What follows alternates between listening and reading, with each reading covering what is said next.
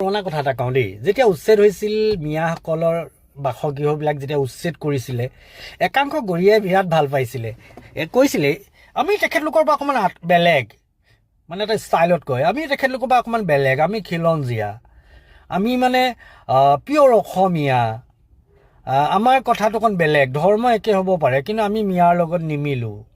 এনে চিম্পুল উদাহৰণ এটা দি দিছোঁ দেই আপোনালোকক। এতিয়া এনেই আপোনালোকৰ অৱস্থাটো মই দেখাই দিছোঁ, আপোনালোকৰ বুলি ক'লে ভুল হ'ব, আমাৰ অৱস্থাটো মই দেখাই দিছোঁ আপোনালোকক।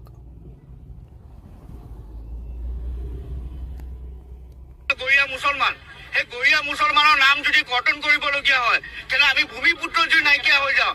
আজি আমি বোপাইহঁতৰ নাম থকাৰ পিছত আমাৰ পিতৃৰ নাম আছে, কিন্তু এই গৰিয়া বহুত মানুহৰ নাম কাটি দিলে, মানে খিলঞ্জীয়া ভূমিপুত্ৰ গৰিয়া মুছলমানৰ নাম খেচেক।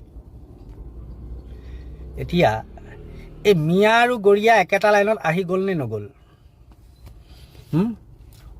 যেতিয়া কুৰবান দিবলৈ দুটা গৰু কাটে নাই, আনে নাই, প্ৰথমটো যেতিয়া কাটে ইটোৱে ভাবে ধুনীয়াকৈ মস্তি মাৰি ঘাঁহ খাই থাকে, ই গমেই নাপায় তাৰ পাছৰবাৰ যে তাৰ পাল আহিব।